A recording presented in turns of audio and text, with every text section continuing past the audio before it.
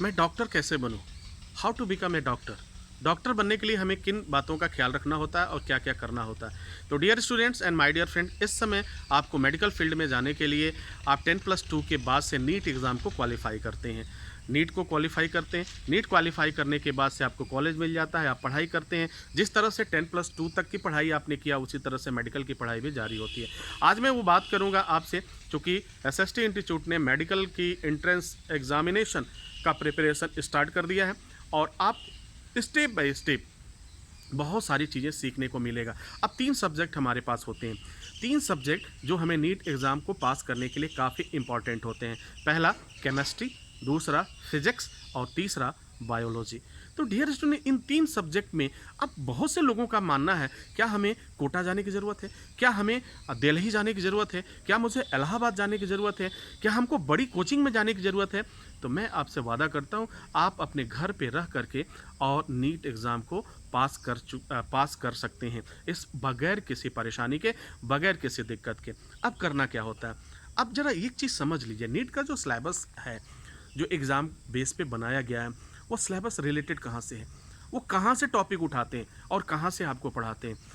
तो अब तक का जो मेरा रिसर्च है, जो मैंने देखा है, तो उसमें मैंने यह पाया है कि जो भी क्वेश्चंस आपके पूछे जाते हैं, वो आपके सीबीएसई का जो सिलेबस है, उसी से क्वेश्चन होते हैं। अगर केमिस्ट्री का क्वेश्चन है, तो आपको 8 से लगाए और 10+2 तक की जितनी भी केमिस्ट्री की चीज़ें हैं, उनमें से कहीं भी बहुत छोटी-छोटी चीज़ें भी पूछ दी जाती हैं, जो हमारे दिमाग में नहीं होता है और नतीजा क्या होता है, हमें दिक्कतों का सामना करना पड़ता है।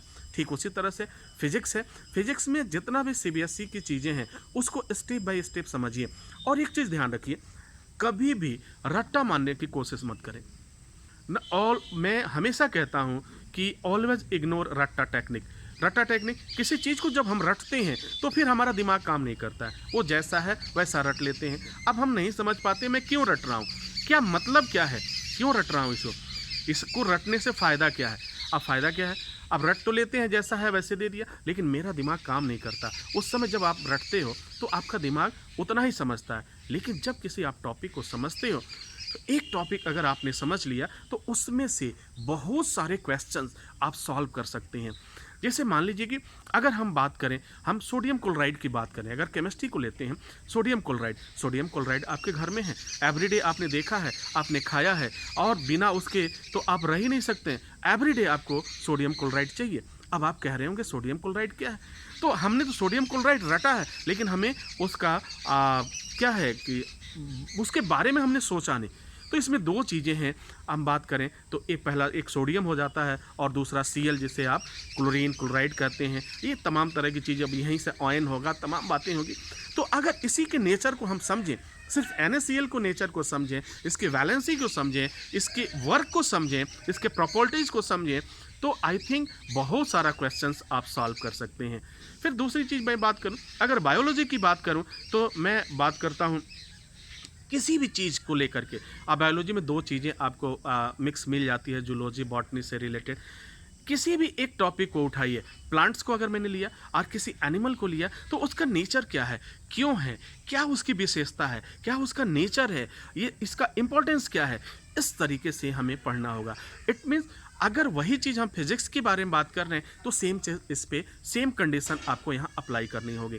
यानी हमको पढ़ना है, अपने पढ़ने में आप अप्लाई करिए। मैं आपको एक टिप्स बता रहा हूँ, जिससे करने के बाद से आपका मेडिकल एग्ज़ाम पास करना, आपका इंजीनियरिंग का एग्ज़ाम पास करना बहुत ही आसान हो जाएगा, बहुत ही ईजी हो जाएगा। कैसे?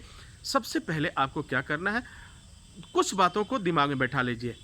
कौन है, क्यों है, कैसे है, ठीक है? कब, क्यों और कैसे, ये 3 शब्द ऐसे हैं।